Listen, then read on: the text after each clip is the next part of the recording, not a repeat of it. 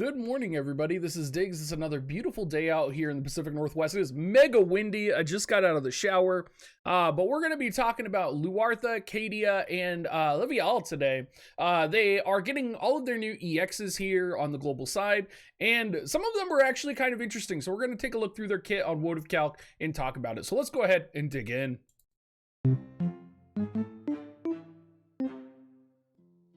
So Luartha is probably the one most people are concerned about. However, I don't think Luartha is the coolest out of all of them.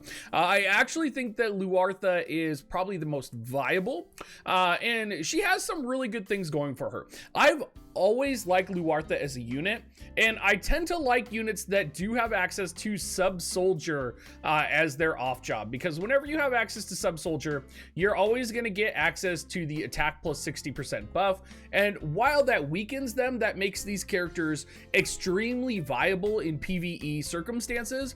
And a lot of people forget that Luartha is also a freely acquirable unit.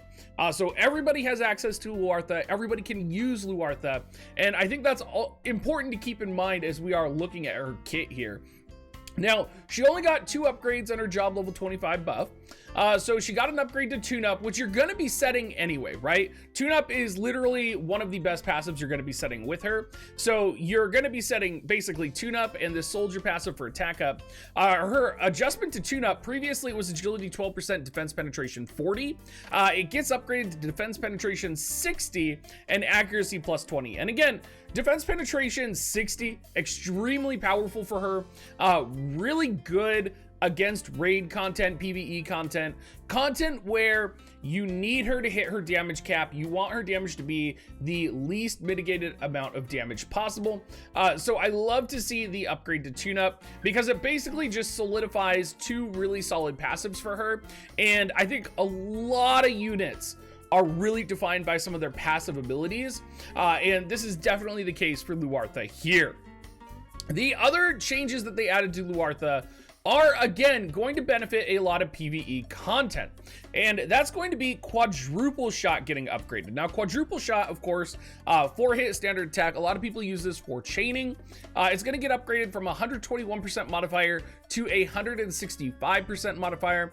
Keep in mind that's carrying through to all 4 hits. That's going to be really powerful. That's going to carry through. I mean, that is a huge percentage increase of damage onto her quadruple shot. Again, for PvE content, going to be absolutely devastating, and I'm very excited for that upgrade. I think, you know, with the units that we've had released on fire with Cadia, I think you could reasonably put together a fire chaining composition now between the upgraded Luartha. We're looking at, you know, 100 cost Glaciella has multi-hit fire attacks. We have Cadia. It's looking like, you know, Fire Slash was always viable with Rain, right? And King Mont. But it's looking like we can kind of put together a fire composition now in PvE, which is significantly different than a Fire Slash composition and arguably more accessible than a Fire Slash composition, giving the, you know, Rain's weapon is limited by tower, and a lot of the Fire Slash units are limited time units, or you have to use them in alternate ways. It just kind of makes it easier. Our job level 25 ability, really weird. If you can see the range height 2, it's like 2 spaces away and 2 hits. It is a piercing attack, so it can hit 2 targets. But it is a damage modifier 165x, dispels, protect, and shell. I don't know this would ever get used. It is 2 hit, so there is that to consider. It is 2 hit, but it's literally the same modifier as quadruple shot. So the only time this is ever going to be used is if you're maybe wanting to hit multiple targets, which, I mean, the odds of 2 units being next to each other like this, I feel like is extremely rare, unless you're in a situation where like 1 unit is buffing, or you're in a map where it forces units into a bottleneck. But I don't see this being incredibly useful. Dispelling, protect, and shell. I would have also liked to see like it dispel some other abilities like runic, as we're starting to see on the JP side. Would have been really nice to see that. But overall, I would say Luartha's kit as a free unit, freely acquirable. I do like Luartha EX's kit. And I do think it would be worth it to build it. I plan on building it just because, you know, I'm building up my fire team slowly here, and I think it'll be a good addition. Livialle has some problems. She is beloved by a lot of people. I particularly have never been fond of her, and scrolling down to look at her HP here, this is going to tell you why. She only has 2,300 HP, and she has a problem with survivability. Livialle has had a problem with survivability ever since I've leveled her, ever since I used her. She's been a unit I've always wanted to use, and she's a unit that just doesn't raise to the occasion. She doesn't rise to the occasion. She either gets sniped, she's either not powerful enough, and I think her EX kit actually reflects this a little bit. One of her upgrades being wasted on Black Mage Poison Fang. Magic 30% for self, increased chance to apply poison 20 for self. Now, first of all, there's nothing really in there that's going to help her passively, right? Nothing that's going to help her survive. So let's scroll down and take a look at, you know, what this is for. And this is going to be for her upgrade to Stonega, which is going to be Poisonous Fang. And essentially has a 25% chance to inflict poison, so 45% with her passive on. It decreases all elemental attack 40 if the targets have one or more of the following effects. Poison for the targets. Now, decreasing all elemental attack 40 is a huge damage reduction. I would argue that is probably the highest damage reduction that we literally have access to in the game. Do I think people are going to use this? Do I think it's going to be viable? Probably not. I think, you know, even with that 40% damage reduction, it's still going to be not enough. And it's still going, you know, she's going to get sniped before it goes off, or the opponent is going to have resistance to poison. Might be really good in select quest. I could see situations in upcoming select quests or previous select quests where this could be really valuable. But for right now, I'm just leaving it on the shelf. Enchantment Mist is her job level 25 ability, and it's weird because it really makes her, like, she's this confusing hybrid between an offensive unit and a supporting unit. So her job level 25 gives attack 30% for allies, magic 30% for allies. It's a cross-shaped within like 2 or 3 range of your allies here.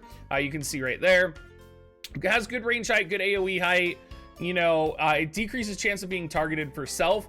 You know, in my experience, the decreased chance of being targeted for self, never worth it. It's never on the level that, you know, would actually do anything for me. So unfortunately, I'm a little disappointed by this. And, you know, even with her access to Cleric sub and Calculator sub, I really feel like she's just dropping the ball a little bit. There may, again, be niche circumstances where you need her for disable with the Calculator sub. But again, you know, Earth Select 10 is what I'm thinking about. But again, I don't think you need to have her 120. And unless there's special missions where you need her 120 in the upcoming Earth Select quest, I mean, I don't think you need to invest resources in her. Cadia is an interesting EX unit. Cadia has never been my favorite unit, but I never want to discount the usability of a cleric or a white mage. I feel like cleric and white mages are very powerful in this game in the right circumstances.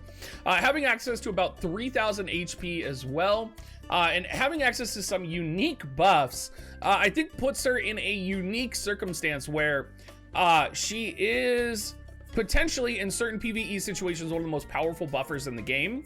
And we'll get into that here. But her first buff is going to be to Spirit Up. So Spirit Up traditionally gives 15 Spirit Defense, or 15 plus 15 Spirit. She's going to get Healing Power plus 20 added onto that, and Dark Resistance plus 15%. The Dark Resistance is important because she's becoming the anti-dark unit, which is really weird. It's really interesting. She gets an upgrade to Erase, which dispels all debuffs for targets, but it's going to get an increased debuff resistance, 50 for 3 turns. Keep in mind, this is debuffs, this is not status ailments. So this would be like defense down or attack down, and it's only a 50% resistance, so it's not going to be the best buff here. But her job level 25 ability, Dual Veil Darkness, increases Earth resistance 35% for 3 turns to allies, and increases Dark resistance 35% for 3 turns to allies. I think there are multiple builds in PvE or PvP, where if you are running this, this could be one of the most powerful mitigations that you could give your party. 35% elemental resistance is a lot. And it really, you know, you only have to look at Whisper for the amount of resistances that she has in her kit to see how much a specific resistance to an element, right? Another way to think about this, if you're going up against an earth unit, right? Let's say we're going up against GL Zazan, or let's say the enemy's opponent is like GL Zazan, Noctis, and Oberon, right? Popping this gives me a 35% damage resistance to all of their damage types, right? So this is one of those unique abilities and unique situational abilities that, you know, in PvP, maybe you're going to go for a 100% resist kit. In PvE, maybe you're going to go for a 100% resist kit. Maybe there is content in the future, in high difficulty content, that you need as much resistance to a specific element as possible. You know, this is going to be situationally extremely powerful. And I don't know if this is enough to level Cadia. I think we have enough tools in our kits to not need this right now. But there may come a day, or there may become a PvP match where, you know, having access to this is going to potentially change a fight, right? It's going to potentially change things. And granted, she doesn't have access to full life, right? She has access to Curaga and Raise. You know, it's just one of those things to keep an eye on and to like keep in your head, right? Where one day, if you're going to need these status ailment resistances, you may think, if there's a really difficult fight that you need to clear, Cadia. You may think Cadia. But I think for most people, you're going to want to save your weed. Anyway, everybody, thank you so much for watching. I hope you guys are all having a great day today. Hope you guys are going to show up on stream tonight. We're going to be playing some Lost Ark, so I can't wait to be with you. Make sure to buy your Amazon coins from dig.gs/coins and to get that 3% back offer that's going live on the 23rd. That's Wednesday. Really good deal. Supports me, supports all the other WoTV content creators, because, you know, if we show them that we're invested, if we're spending with Amazon, they are going to want to keep doing things for us, and they're going to want to keep supporting me, and they're going to want to support other content creators as well. So thank you so much for watching, everybody, and have a great rest of your day.